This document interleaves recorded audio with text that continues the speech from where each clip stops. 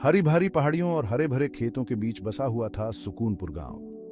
नाम का मतलब ही था शांति का घर, और ये गांव बिल्कुल वैसा ही था। यहाँ जिंदगी धीमी गति से चलती थी।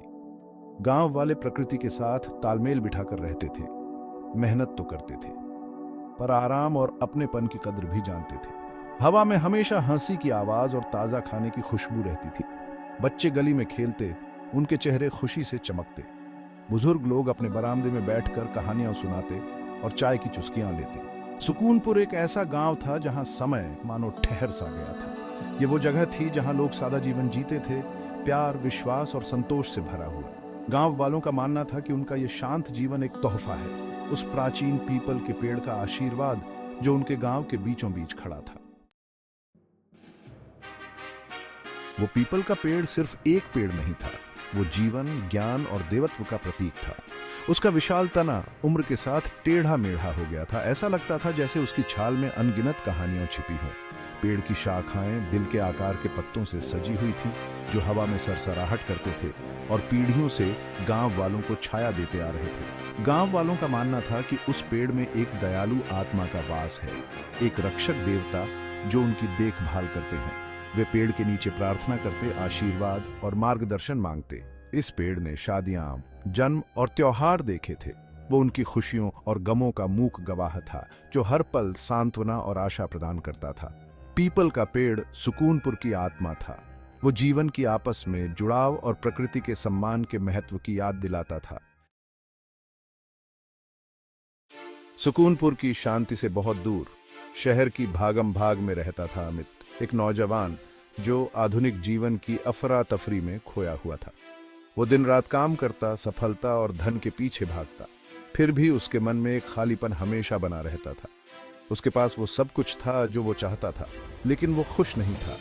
वो खोया हुआ और अकेला महसूस करता था, एक ऐसी शांति की तलाश में था जो इस पत्थरों के जंगल में उसे कहीं नजर नहीं आती थी। अंदरूनी शांति की तलाश में अमित ने कई रास्ते अपनाए।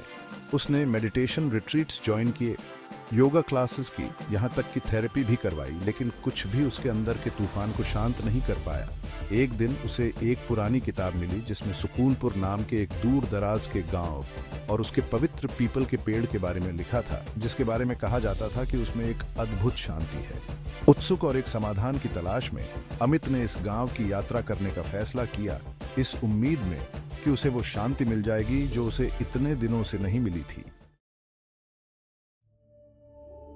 उसका स्वागत राधा ने किया, एक जवान लड़की जिसकी आंखों में दया और चेहरे पर एक प्यारी सी मुस्कान थी। यहाँ की हवा साफ और ताजी थी, जिंदगी की रफ्तार धीमी थी और यहाँ के लोगों के चेहरों पर जो संतोष था, उसे देखकर अमित को ईर्ष्या होने लगी। सुकूनपुर पहुंचते ही अमित अपने शहर की जिंदगी से बिल्कुल अलग माहौल देखकर हैरान रह गया। नमस्ते, सुकूनपुर में आपका स्वागत है। आप अमित होंगे ना? राधा अमित को देखकर उत्सुक थी। उसने अमित को अपने दादाजी से मिलवाया, जो गांव के मुखिया थे और उस पवित्र पीपल के पेड़ के रखवाले भी। दादाजी, ये अमित हैं। ये शांति की तलाश में यहाँ आए हैं। राधा के दादाजी, जो कम बोलते थे लेकिन जिनके पास अपार ज्ञान था, उन्होंने धैर्य से अमित की बात सुनी। जब उसने अपने दिल की बात कही, अपनी परेशानियां और शांति की चाहत के बारे में बताया। मुझे बस थोड़ी शांति चाहिए। शहर की जिंदगी, हमेशा की भागदौड़, ये सब बहुत ज्यादा हो गया है। मैं बहुत खोया हुआ महसूस कर रहा हूँ। बेटे, शांति बाहर ढूंढने से नहीं मिलती, वो तो तुम्हारे अंदर ही है। उन्होंने अमित को पीपल के पेड़ के नीचे समय बिताने, ध्यान करने और सुकूनपुर के साधारण जीवन को समझने की सलाह दी। ये पेड़ और ये गांव तुम्हें तुम्हारी अंदरूनी शांति की यात्रा पर ले जाएंगे।